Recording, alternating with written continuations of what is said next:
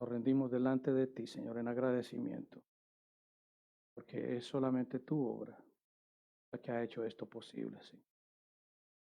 Y hoy que abrimos tu palabra, Señor, y vemos en este texto una vez más el poder de Jesús, tu Hijo, la segunda persona de la Trinidad, Dios hombre, nos damos cuenta de ese maravilloso regalo, Señor, que nos has dado de la salvación. Palabras que salen de mi boca, Señor, y los pensamientos, las meditaciones de mi corazón sean siempre agradables a ti, Señor mío, Dios mío, en el nombre de Jesús que oramos. Amén y amén. Pueden tomar su asiento, mis hermanos. Es hermoso cómo vamos avanzando en esta trayectoria en el libro de Mateo. Hemos visto a través del capítulo 8 que los milagros del Señor Jesucristo son totalmente contundentes. No hay forma de negarlos y gran cantidad de personas han sido testigos de esto que ha venido sucediendo. No se necesita tener fe para admirar, apreciar y sorprenderse de esto que el Señor Jesucristo ha venido haciendo. Jesús está en el área este del mar de Galilea.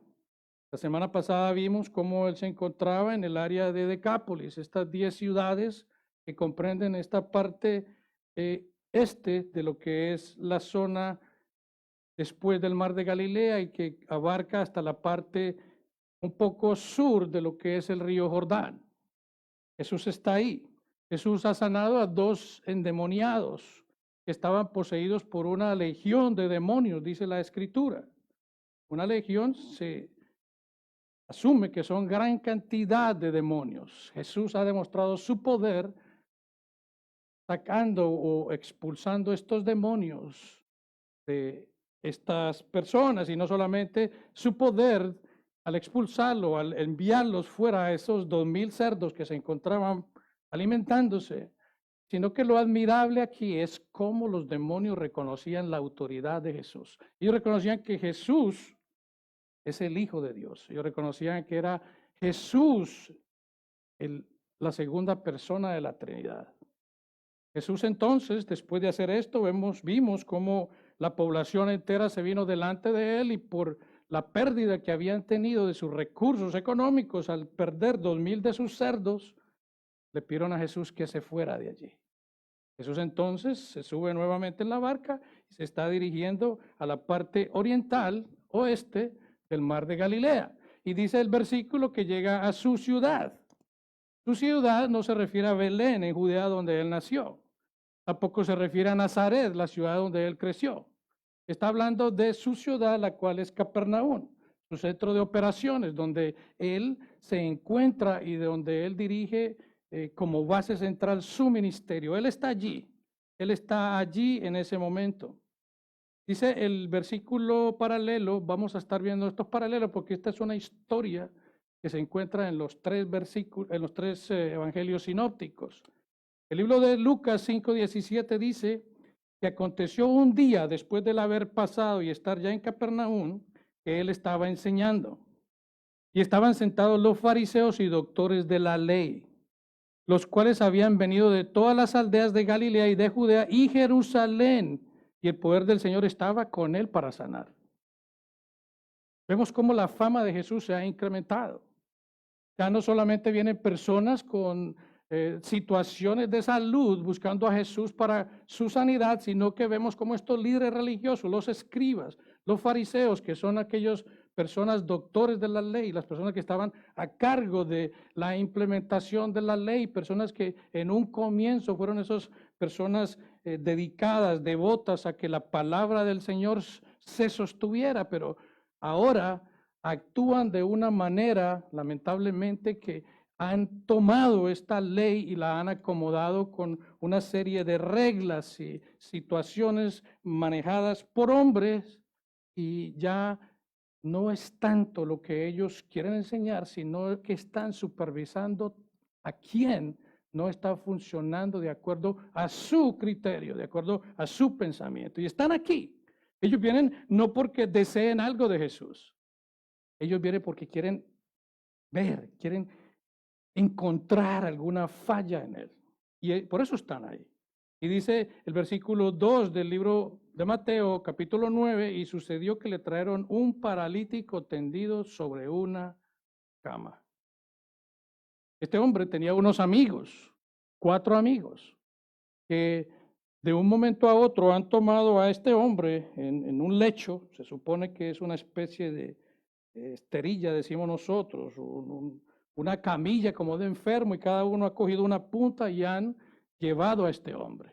Jesús se encuentra en una casa enseñando, una casa que estaba abarrotada de gente, una casa que incluso personas estaban tan amontonadas que no había distancia social, no había máscaras, no había nada, que en este tiempo sería un delito hacerlo. Están allí tan apretados, tan pegados del uno del otro, que este hombre, estos 4 hombres vienen con el paralítico y tratan de entrar, la puerta no hay acceso, y me imagino todo, no, hazte a un lado, yo estoy escuchando, no interrumpas. Están en esas condiciones, no hay acceso, está abarrotada la casa. Y lo sorprendente no es cómo estos hombres, la hazaña que hace para trasladar a este paralítico hasta este lugar, sino lo que ellos hacen. Lo que ellos hacen. Dice el versículo de Marcos 2:4, que el versículo 2 de Marcos 2, perdón, dice, e inmediatamente se juntaron muchos de manera que yo no cabía ni aún a la puerta y les predicaba la palabra.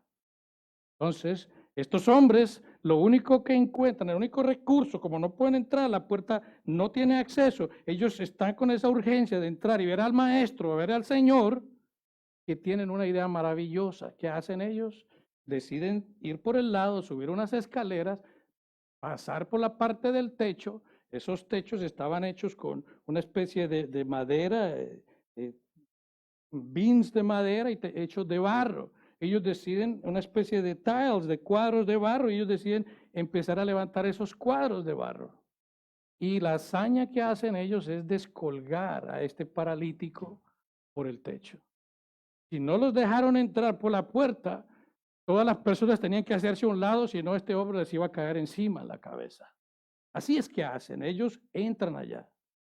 Y lo sorprendente aquí, vuelvo y repito, no es la hazaña de estos hombres para descolgar a este hombre, que es admirable también, sino que lo sorprendente aquí es lo que el Señor Jesús les dice a ellos en ese momento. Dice el versículo mismo, dice, y al ver Jesús la fe de ellos, dijo al paralítico, ten ánimo, hijo, tus pecados te son perdonados. Wow. Tenemos que entender aquí que una persona paralítica es una persona que no se puede valer por sí misma. Es una persona que no se puede proveer a sí misma. Es una persona que no puede realizar incluso sus propias necesidades por sí misma. Es una persona que está en una extrema urgencia, diríamos que está en una extrema situación. Esta persona estaba atada a su cama y era incapaz de levantarse y ni siquiera podía ir a algún lugar por sí misma. Era una situación totalmente dramática. Y como hemos visto anteriormente, la parálisis, aparte de tener a una persona en esta condición de inmovilidad, de lástima, aquel tiempo se creía que la parálisis era un efecto físico de una condición espiritual. Digamos que existía la creencia de que una persona tenía una enfermedad de esta categoría porque había cometido un pecado. Y eso lo vemos como estas personas, y en aquel tiempo tenían ese entendimiento, precisamente cuando en el libro de Juan, el capítulo 9, Jesús sana a un ciego de nacimiento. Los discípulos le preguntan, ¿quién pecó, este o sus padres? Jesús le dice, no, ninguno de ellos pecó. Esto es solamente para que la gloria de Dios sea manifestada en él. O sea que aquí vemos que este es una situación desesperada para este hombre. Y ellos llegaron allí. Esta persona es alguien que si usted la ve, usted puede reconocer que verdaderamente esta persona está en una necesidad grande, en una necesidad que lo abruma. en una necesidad desesperante, una persona que su principal interés es su sanidad. Y ellos llegan ahí.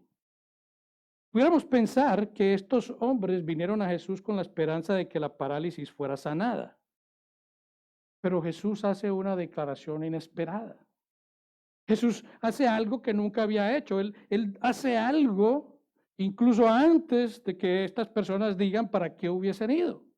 Generalmente nosotros vimos como el centurión fue donde Jesús para que su siervo fuese sanado. Esa era más o menos la norma, ¿no? Pero Jesús hace algo antes de que estos hombres, los amigos o el mismo paralítico diga algo. Jesús sanó a personas sin fe. Jesús sanó a personas con poca fe. Jesús sanó también a personas con fe, como vimos al centurión. Eso lo vemos allí. Pero lo principal aquí no se trata de la sanidad. Lo principal aquí se trata de salvación. De salvación. Si tus pecados son perdonados, eres salvo, ¿verdad? Eso es una gran realidad. Y la fe de este hombre estaba dirigida a salvación, a su pecado que estaba en el corazón. Y Jesús hace esta declaración y dice, ten ánimo, hijo, tus pecados te son perdonados. Y esta palabra, tener ánimo, significa confiar en el Señor. Confía, hijo. Esta palabra hijo, Jesús está en sus 30 años aproximadamente, es una persona joven. El hecho de que llame hijo a esta persona pudiera significar que este paralítico era una persona joven. Pero de hecho, ninguno de los otros evangelistas nos dicen a nosotros que fuera joven. Entonces asumimos que es una persona adulta. El hecho de que lo llame hijo es precisamente Jesús haciendo manifiesto su autoridad. Jesús mostrando ese afecto, ese cariño, esa empatía con esta persona que estaba en medio de estas circunstancias. Jesús usa este mismo término de ten ánimo, o sea, confía. Unos capítulos más adelante, cuando vemos a una mujer que sufría de un flujo de sangre por aproximadamente 12 años. En Mateo 9:22 dice, pero Jesús, volviéndose y mirándola, dijo, ten ánimo, hija, tu fe te ha salvado. Y la mujer fue salva desde aquella hora. Vemos cómo Jesús también utiliza esta frase en el capítulo 14, cuando el Señor está caminando sobre el agua. Vemos cómo aquellos discípulos que estaban en la barca ven al Señor, estaban aterrorizados pensando que era un fantasma. Él utiliza esta misma expresión. Mateo 14:27. Pero enseguida Jesús les habló diciendo, ten ánimo, o sea, confíen, yo soy, no temáis. O sea, que es algo que se usa frecuentemente. Esta palabra confiar es algo significativo, lo cual debe ser esa expresión que se arraigue en cada uno de nosotros como cristianos, tener esa confianza, esa confianza. Entonces dice que al ver Jesús, la fe de ellos, en medio de toda esta situación, vemos que el medio también para la salvación de este paralítico es su fe. Su fe. Aquí vemos que Jesús dice que al ver la fe de ellos, Jesús está hablando, obviamente, de la fe de estos 4 amigos que tenía él, pero se está enfatizando principalmente en la fe que tenía el paralítico. Porque cuando nosotros hablamos de salvación, la fe que se tiene es individual. Otras personas no pueden tener fe por nosotros. La esposa no puede tener fe por su esposo. Una madre no puede tener fe por sus hijos para salvación. La fe es individual. Porque si eso fuera así, entonces muchas personas simplemente por su fe salvarían a sus familiares. Y la Biblia no enseña que personas puedan ser salvos por la fe de otros. El centurión tuvo fe en Jesús para sanidad de su siervo. Pero eso no significa que esa fe era una fe que hubiese garantizado sanidad o salvación a su siervo, porque el siervo debería tener su propia fe para ser salvo. Ese es el punto central. Muchas personas en el capítulo 8 fueron sanadas. Eso lo hemos venido viendo a través de la lectura anterior que hemos visto del capítulo 8. Muchas sanidades realizó Jesús. Pero si estas personas no confiaron en el Señor Jesucristo, eventualmente estas personas murieron. Y si no creyeron, no confiaron en Él para salvación, definitivamente no están disfrutando del privilegio de estar con Él. No están. En el capítulo 17 de Lucas vemos un ejemplo muy especial. Vemos como 10 leprosos que caminaban a la distancia al ver al Señor Jesucristo, le gritaban: Jesús, hijo de David, ten piedad de nosotros. Jesús simplemente a la distancia le dijo: continúen, simplemente vayan y preséntense al sacerdote. Estos 10 continuaron. De un momento a otro solo uno se regresó. Solo uno vino al Señor Jesucristo. Y Jesús le dice en Lucas 17:17, le dice: ¿no son 10 los que fueron limpiados? ¿Y los 9? ¿Dónde están? Que estas personas continuaron su camino, fueron sanadas. Su piel se restauró, su condición de lepra desapareció, pero solo uno se regresa. Y dice en el versículo 18 de Lucas 17, no hubo quien volviese y diese gloria a Dios, sino este extranjero. Obviamente esta persona que se había regresado era una persona gentil, un samaritano, se cree. Entonces el punto aquí es lo que le dice Jesús en el versículo 19 de Lucas 17. Y le dijo a esta persona que vino y se postró probablemente delante del Señor y le dice: levántate, vete, tu fe te ha salvado. A que estas 9 otras personas fueron sanadas, pero este leproso que se regresó, es ex leproso que fue sano y le dio gloria a Dios, que creyó en el Señor Jesucristo, esta persona fue salva. Salva. Esa es la realidad. Nadie es perdonado de su pecado sin arrepentimiento. Entonces es evidente que este paralítico había sido llevado por la obra convincente del Espíritu Santo delante de Jesús. El Espíritu Santo lo había convencido de él mismo, de su pecado, y reconocía que en Jesús era el único medio para salvación. O sea que él no solamente vio la necesidad de la liberación de su dificultad física, sino que él vio en Jesús la necesidad de la liberación de su alma del pecado. Podemos ver entonces en estas circunstancias que la prioridad en la sanidad no es física, sino que más importante que eso es la sanidad espiritual. La necesidad fundamental de los seres humanos es la espiritual. Este es el punto importante aquí. El propósito principal de la encarnación de Jesús y su muerte es el perdón de pecados.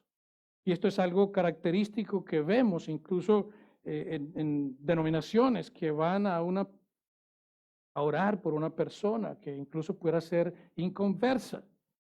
Van y hacen unas oraciones preciosas por sanidad, pero en ningún momento tienen esa idea, diría yo, o esa perspectiva de lo eterno. Sí, oran a Dios precioso por su sanidad y se enfocan simplemente en la sanidad, pero no ven que mucho más allá de que sí, cuando oramos deseamos que nuestros seres queridos sean sanos, pero más allá que eso, es importante, sanidad es importante y más en un ser que amamos, es la salvación. La salvación.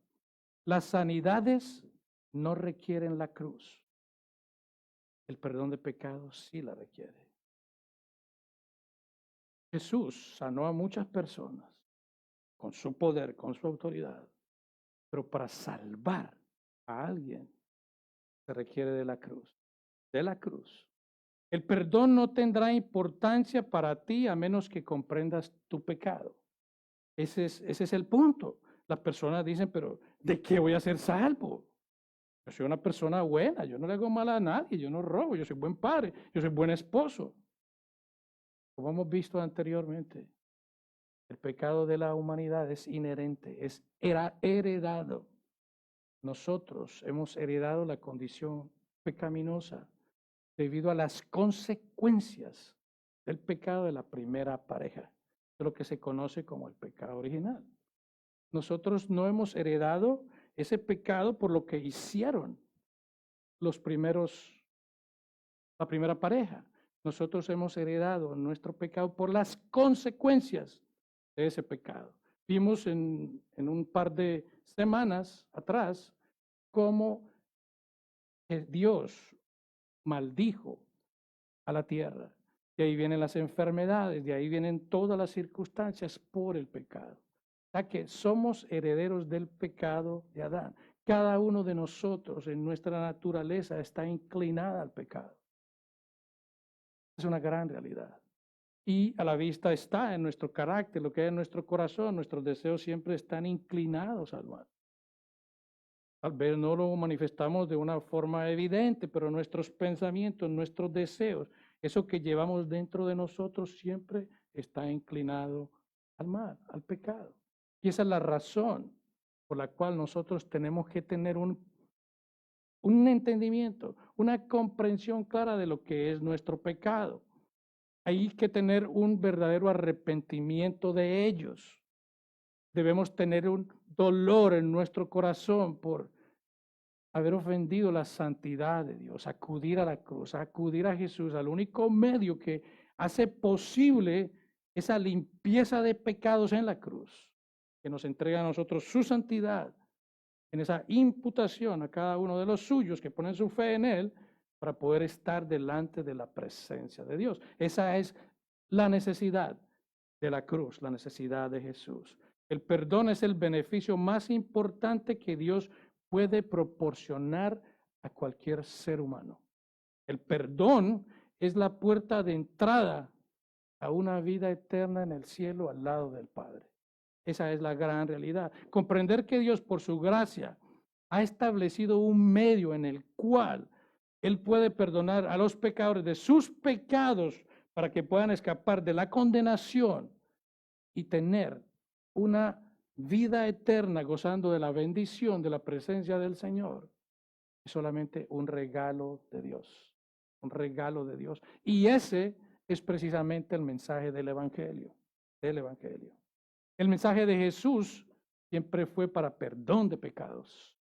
Después de su resurrección, Jesús dijo en Lucas 24:46, y les dijo, así está escrito, y así fue necesario que el Cristo padeciese y resucitase de los muertos al tercer día.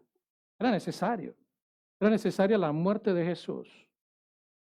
Era indispensable la cruz para que hubiese perdón de pecados. Es lo que nos está diciendo el mismo Señor Jesucristo aquí. Dice, así está escrito y así fue necesario que el Cristo padeciese y resucitase de los muertos al tercer día. Versículo 47.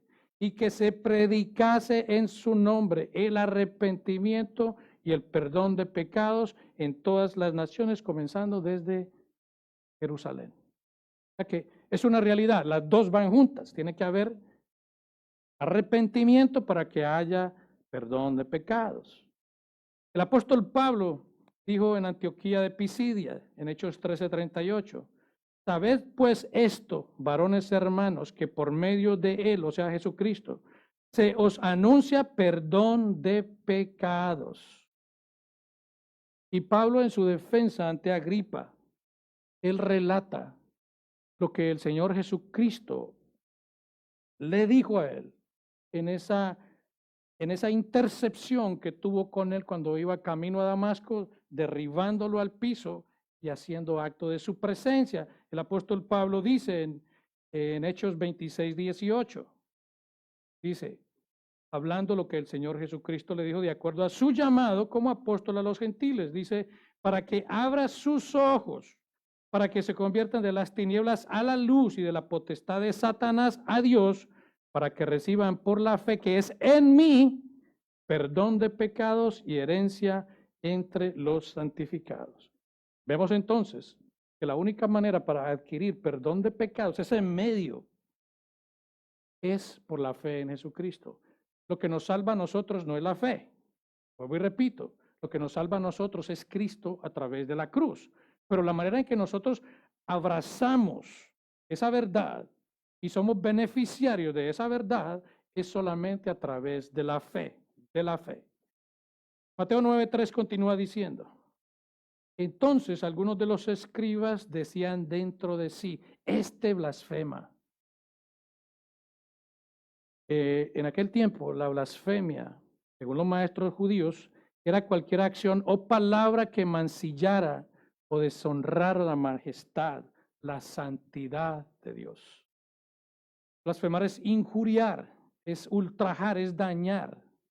Es una palabra, dice el diccionario Vine, que es una palabra o expresión que ultraja a alguien o algo sagrado.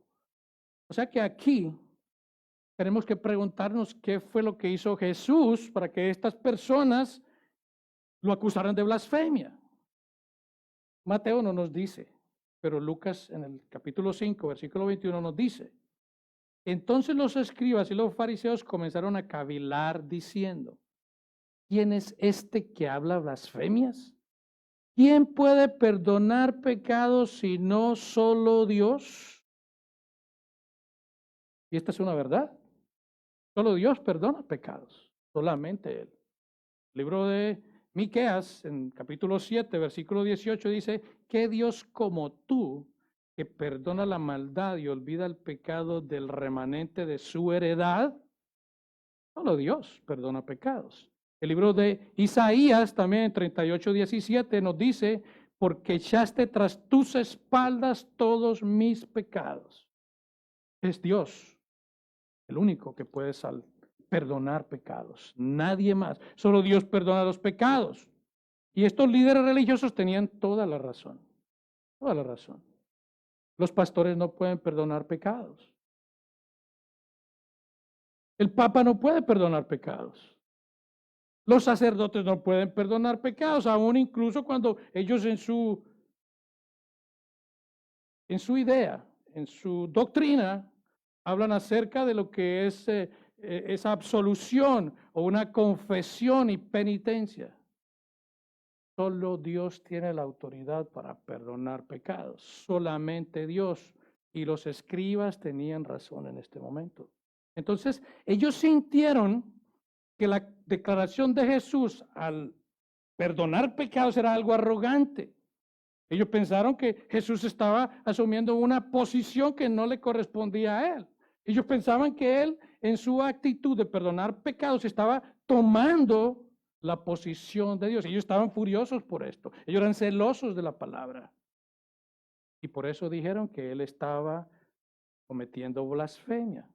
Ellos estaban pensando que Jesús estaba tomando un privilegio que le corresponde solamente a Dios, como nosotros pensamos respecto a estos líderes de la iglesia tradicional que dicen o tienen tener la autoridad de absolver o perdonar pecados. Nosotros pensaríamos igual que los fariseos están pensando, los escribas. Solamente Dios tiene poder a perdonar pecados. O sea que Jesús, al perdonar los pecados de este paralítico, está haciendo una de las declaraciones más asombrosas que él no había hecho hasta ahora en este libro de Mateo, hasta este capítulo. Él está haciendo manifiesto su deidad. Él está haciendo una declaración donde él hace evidente que él es Dios. Jesús es quien perdona pecados o es un mentiroso. Es una gran realidad. Jesús es un blasfemo o es Dios en la carne. Y como hemos visto, solo Jesús, Dios en carne, la segunda persona de la Trinidad, tiene la autoridad no solamente de sanar enfermedades, no solamente de que los demonios lo reconozcan y se le rindan a Él, sino que Él, como Dios, Él tiene el poder y la autoridad para perdonar pecados. Él la tiene. Él tiene ese derecho de perdonar pecados y por eso es que le dice al paralítico: tus pecados te son perdonados. Mas, sin embargo, el problema aquí es que los escribas y los fariseos, estos líderes religiosos enfrascados en su religiosidad, no podían ver quién era Jesús. No podían ver quién tenían al frente. No podían ver que este era el Dios encarnado. Por tal razón, ellos decían que Jesús estaba presumiendo ser Dios. Y Jesús es Dios.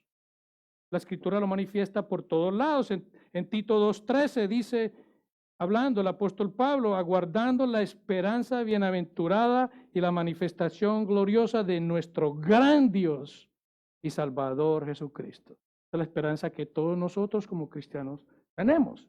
Esperamos la grandiosa venida de nuestro gran Dios y Salvador Jesucristo. Colosenses 2:9 dice, porque en Él, o sea, en Jesús, habita corporalmente toda la plenitud de la deidad. Jesús es Dios, la deidad es ser de Dios. Colosenses 1:15, Él es la imagen del Dios invisible. Si alguien quiere conocer quién es Dios, que no lo podemos ver, por lo menos ahora, esperamos, cuando estemos en la presencia del Señor, verlo cara a cara. ¿Queremos conocer cómo es Dios? Veamos a Jesús. Jesús es Dios, esa es la imagen visible del Dios invisible. Filipenses 2:6 dice, el cual siendo en forma de Dios, no estimó ser igual a Dios como cosa a que aferrarse. Y como vemos también en la Escritura, 3 veces audiblemente el Dios Padre manifestó que Jesús es su Hijo, es el Dios, la segunda persona de la Trinidad. Entonces, cuando vemos este texto de Mateo, lo interesante aquí es que los escribas no declaran que Jesús blasfema en voz alta. Ellos no se paran y hacen una protesta, estás blasfemando, no. Ellos estaban en su corazón, en su pensamiento, estaban haciendo evidente ese desánimo, esa condenación de Jesús porque estaba blasfemando. Dice la palabra que los escribas decían dentro de sí. Esta gente murmuraba en sus corazones. Esta gente estaba resentida en sus corazones. Este hombre blasfema. Este hombre presume ser Dios. Este hombre está tomando una posición que solamente le corresponde a Dios. Eso es lo que están diciendo ellos en otras palabras. Ellos estaban furiosos por esto.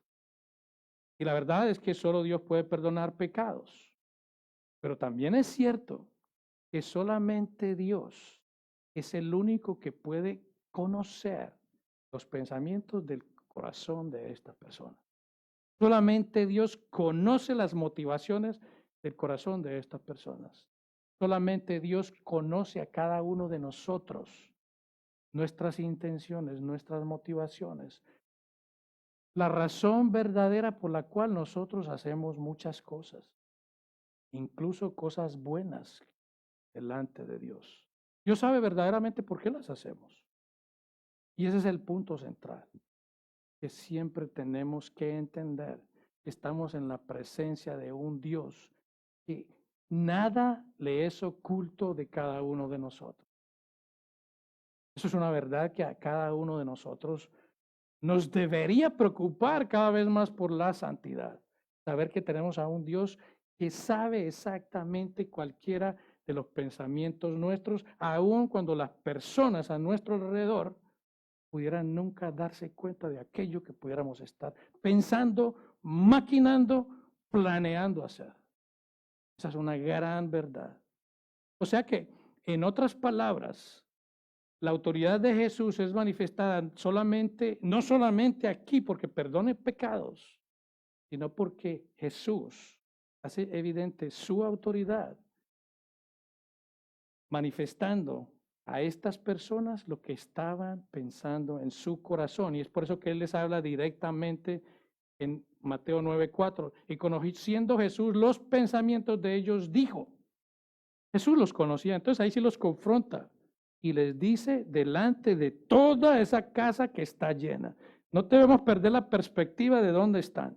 Ellos están en esa casa que está abarrotada. Podemos imaginar a nuestros escribas en primera línea, porque ellos con su interés de ver o acusar a Jesús en alguna forma, ellos tomaban los primeros puestos. Entonces Jesús les dice, ¿por qué pensáis mal en vuestros corazones? Y aquí también el punto es que Jesús no le dice, ¿por qué están confundidos en su opinión respecto a mí? ¿Por qué están confundidos de una manera teológica? No, Él no les está diciendo nada de esto. Él los acusa de tener pensamientos pecaminosos. Él los acusa de negar su autoridad, de negar la autoridad de Jesús. No era malo que ellos pensaran que solo Dios podía perdonar pecados, sino que estaban pensando que solamente Jesús era una persona común y corriente. Era una persona que estaba usurpando la posición de Dios y lo veían a él como un hombre malvado y blasfemo. Eso era lo que ellos estaban viendo en Jesús. Y es malvado negar quién es Jesús. Y es malvado también cuestionar la autoridad de Jesús. Por eso que Él les dice, ¿por qué pensáis mal? Con maldad en vuestro corazón. Aquel que pagó en la cruz por los pecados, aquellos que ponen su fe en Él, ese es quien le dice a los escribas, ¿por qué? Porque, ¿qué es más fácil decir? ¿Tus pecados te son perdonados? O decir, levántate y anda. Una buena pregunta, porque ambos puntos son difíciles. Tanto decir, tus pecados te son perdonados es algo difícil. Decir, levántate, toma tu lecho y anda, un paralítico es algo difícil. Desde luego que sí. Tenemos que recordar también que el paralítico está allí. Él está presente. Él está ahí sentado, él está en su lecho, él está en el piso. Esta persona está en su misma condición, pero hay una diferencia. Esta persona ha sido transformada. Esta persona no es la misma. Esta persona ha sido perdonada de sus pecados. Él está allí como una persona nueva, una persona que esa culpa, ese pecado ha sido eliminado. Él está allí, él está allí. Aparentemente la gente no veía ningún cambio en él, pero es un hombre diferente porque sus pecados han sido perdonados. ¿Qué es más fácil decir? ¿Tus pecados te son perdonados o toma tu lecho, levántate y anda? En realidad, vuelvo y digo, las dos cosas son difíciles porque cada una de ellas es solamente la obra de Dios que lo hace posible. Que lo hace posible. Sin embargo, hay una diferencia entre estas dos declaraciones. Una es la enfermedad espiritual, su pecado, y la otra es su enfermedad física. Pero lo que Jesús va a hacer es algo que da una evidencia corroborable, una evidencia palpable físicamente de lo que Él es capaz y comprueba lo que Él hace físicamente. Esa es la razón de aquellas obras que Jesús ha hecho de una manera extraordinaria para comprobar quién es Él, de la misma manera que resucitó a Lázaro. ¿Para qué? Para hacer evidente quién es Él, para hacer evidente que Él es Dios, que Él es Dios. En esta curación, Jesús hace claro la razón de la sanidad. Y cuando nosotros vemos ejemplos de sanidad en la Biblia, siempre son con un propósito, no para hacer manifiesta a la persona que ha sido sana. Y pues sí, ahí está. Pero el propósito principal es para ver quién es Jesús, ver la autoridad y el poder de Jesús. Estas sanidades apuntan a algo muchísimo mayor y es al mismo Jesús. Si Jesús hubiese venido a nosotros para sanarnos de nuestras enfermedades, si Jesús hubiese venido para expulsar demonios, solamente nosotros estaríamos aún en nuestros delitos y pecados. Estaríamos condenados, no tendríamos salvación. Y esa hubiera sido la única razón de Jesús venir a este mundo. Pero no, lo que Jesús vino a hacer fue vivir una vida perfecta, ir como nuestro sustituto a la cruz, para morir injustamente, llevando nuestro castigo, nuestra culpa, imputándonos su justicia. Y eso es lo que es el Evangelio. Esa es la razón por la que Jesús vino a este mundo y eso es lo que nosotros predicamos. Eso es lo que nosotros predicamos. Para que todo aquel que crea en Jesús, sus pecados sean perdonados y tenga una vida eterna en relación con Dios. Esa es la verdad. Entonces el Señor Jesús continúa diciendo, Mateo 9:6. Pues para que sepáis que el Hijo del Hombre tiene potestad en la tierra para perdonar pecados, dice entonces al paralítico, levántate, toma tu cama y vete a tu casa. Y entonces él se levantó y se fue a su casa. Dice el versículo de Lucas 5:27 que se levantó al instante. Apenas Jesús pronunció estas palabras, este paralítico que toda su vida había estado tendido en un lecho, se paró automáticamente. La autoridad de la palabra de Dios inmediatamente se paró. Esta curación apuntaba a una sanidad mayor, la sanidad de su alma, perdón de los pecados. Y vuelvo y repito, el propósito de Jesús fue para que cada uno de los que ponen su fe en Él tengan salvación. Porque pueden haber personas que están muy bien físicamente, que pueden estar muy bien económicamente, pero sus pecados no han sido perdonados. Y si no vienen a la fe en Cristo, la condenación será la consecuencia. Entonces aquí, en esta circunstancia, Jesús dice, el Hijo del Hombre tiene potestad. Aquí está haciendo una manifestación, una evidente manifestación de aquella frase que ya hemos visto anteriormente, que significa que Él es el Mesías. Él es aquel prometido, aquel que habría de venir. Él está diciendo de una manera clara a estos escribas, para que sepáis que el Mesías, aquel Mesías prometido que ustedes están aún esperando, que está aquí, tiene potestad en la tierra de perdonar los pecados.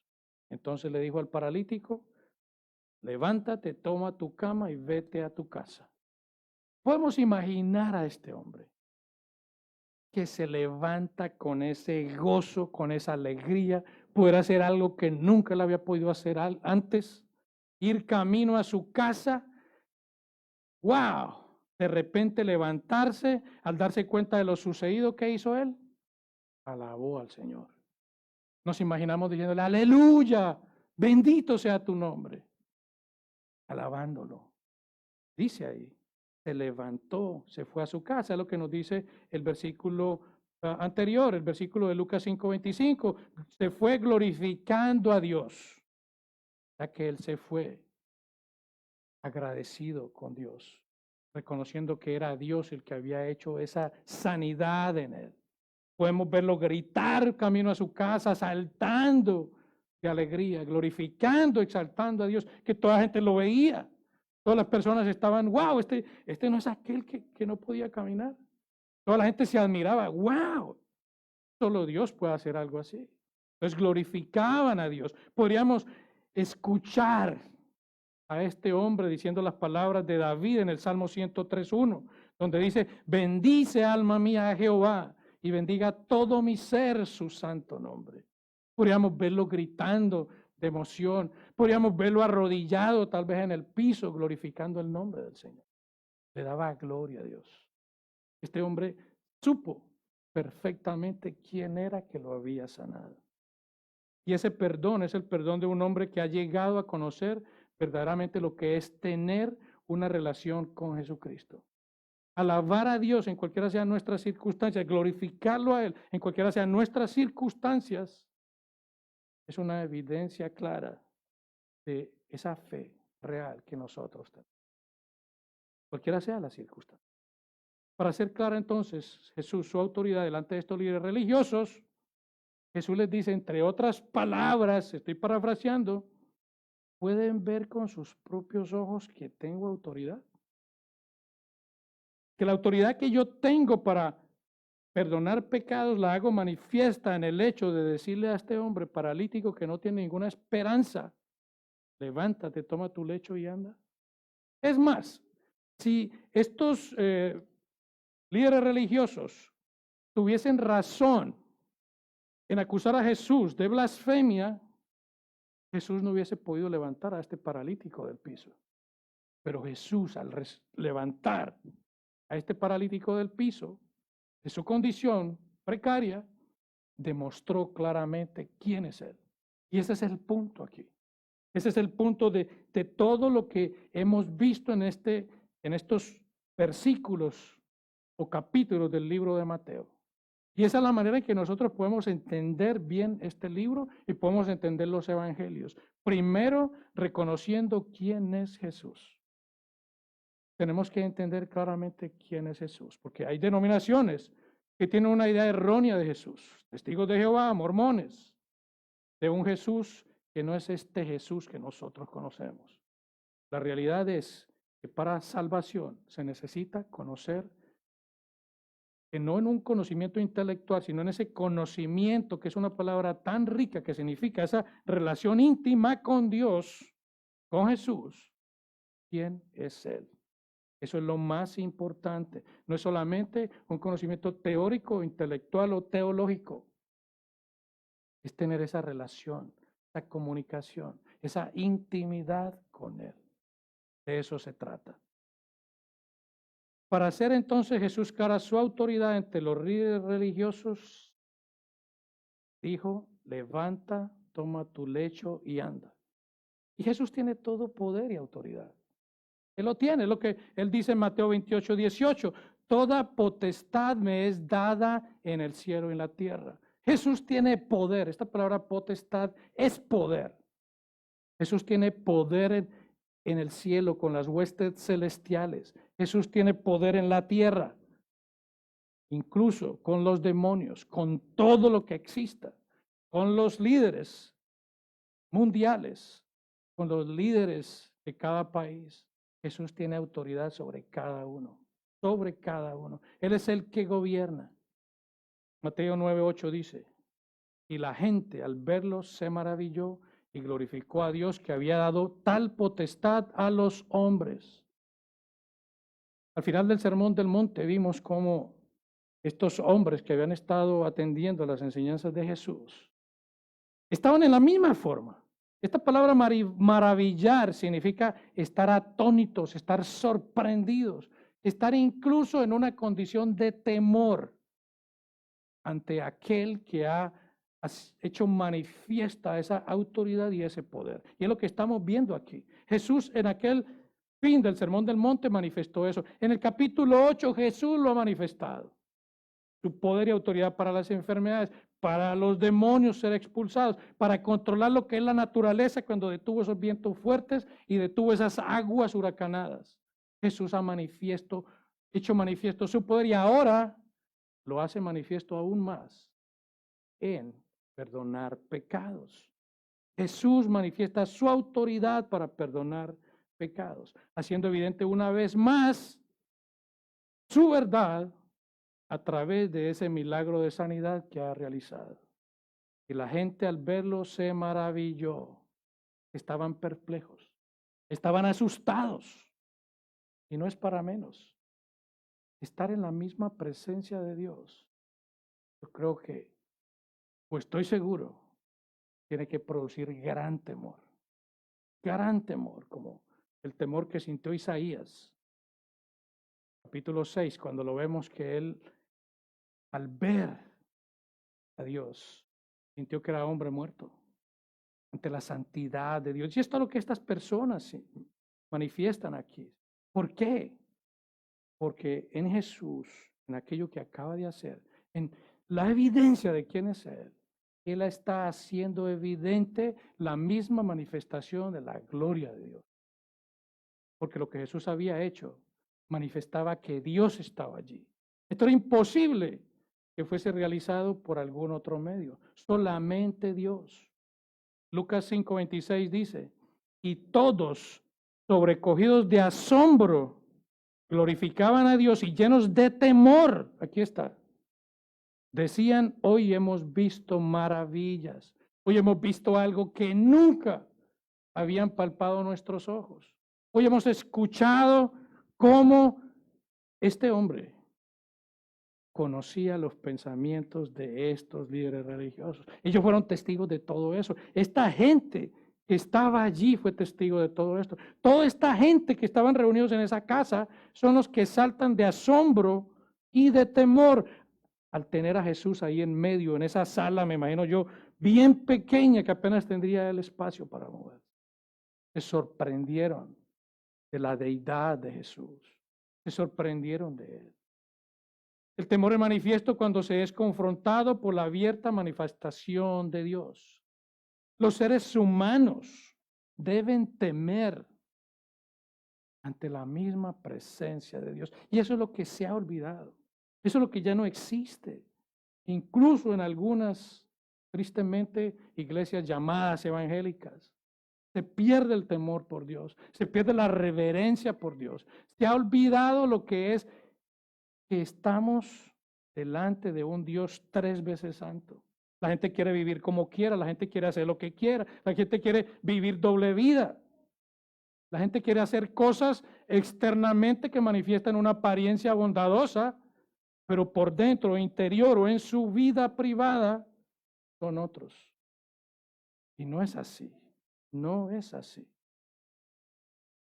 Jesús es el único que perdona pecados. Marcos 2:12 dice, todos se asombraron y glorificaron a Dios diciendo, nunca hemos visto tal cosa. La gente tiene que temer a Dios. La gente tiene que temer a Jesús, no solamente porque Jesús es el Dios hombre, el único capaz de perdonar pecados, el único que tiene la autoridad para hacerlo, sino que Jesús también es el único que tiene la autoridad y el poder de enviar el alma y el cuerpo al infierno.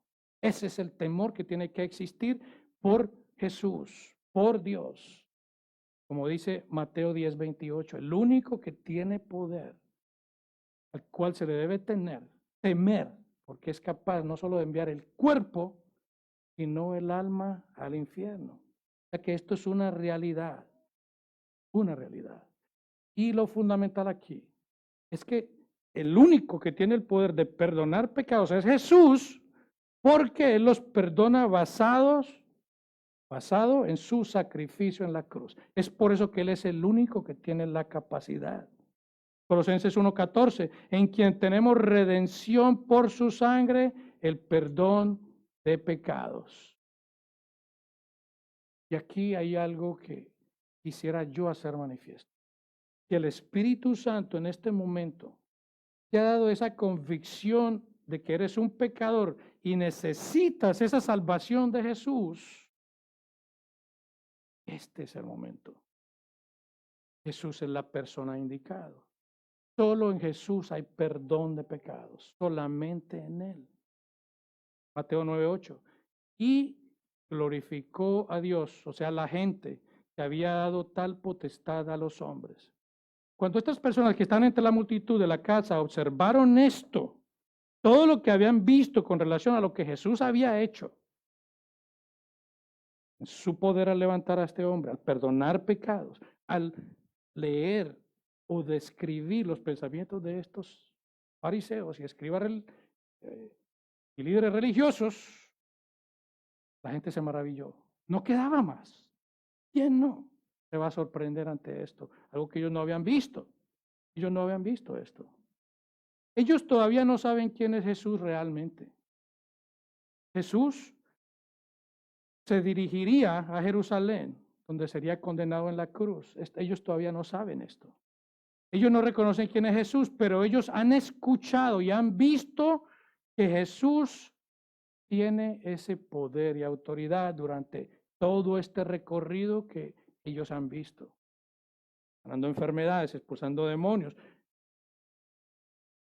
dirigiendo la naturaleza, y ahora perdonando pecados.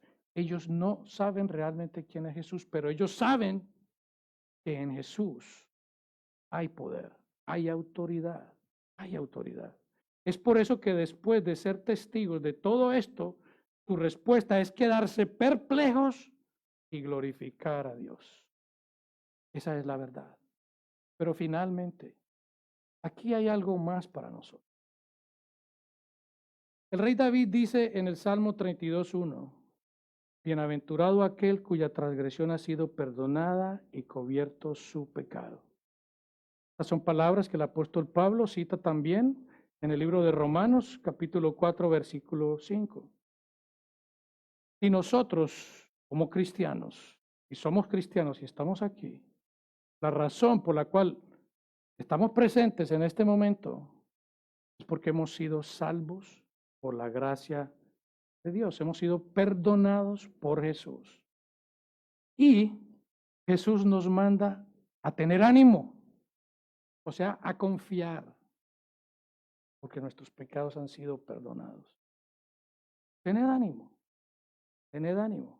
La verdadera felicidad, la felicidad duradera, es para aquellos que sus pecados han sido perdonados. Esa es la verdadera felicidad. Si disfrutamos esta felicidad como deberíamos, no estaríamos tan angustiados. No estaríamos a veces deprimidos. No estaríamos a veces en circunstancias de ansiedad. No estaríamos a veces en circunstancias que nos quitan el sueño. Si entendiéramos esto, tened ánimo, confiad, confiad. Probablemente estemos viviendo circunstancias que nos evitan regocijarnos en la gracia y la bondad de Dios. Pero no hay nada que sea comparable. No hay nada que tenga este valor tan incalculable de la misericordia de Dios en que nuestros pecados, tus pecados, han sido perdonados. La mayor angustia ha sido removida por Dios, que nos manda a tener ánimo y confiar en Él. Lo que dice precisamente el Señor en Juan 14:1. No se turbe. La palabra turbar es angustiar, la traduce la Nueva Versión Internacional. No se angustie vuestro corazón. ¿Creéis en Dios? Creed también en mí. Esa es la gran promesa. Esa es la gran promesa. Si eres cristiano y tienes inconvenientes económicos, tened ánimo, confiad. Tus pecados han sido perdonados. Si estás viviendo situaciones difíciles, cualquiera sea tu circunstancia, tened ánimo, confiad. Tus pecados han sido perdonados. Si tenemos a un familiar que está enfermo, que está en una condición delicada, en un hospital, tened ánimo, confiad. Los pecados de ese ser amado, si es verdaderamente cristiano, sus pecados han sido perdonados. Confiad, tened ánimo. Esa es la verdad. Esa es la verdad de que nosotros como cristianos tenemos ese gran regalo que es mayor que cualquier otro beneficio. Que nuestros pecados han sido perdonados. Que el Señor remueva ese lamento, esa angustia, ese dolor, esa tristeza que a veces sentimos y que es válida. No estoy diciendo que no, por circunstancias que nos puedan venir.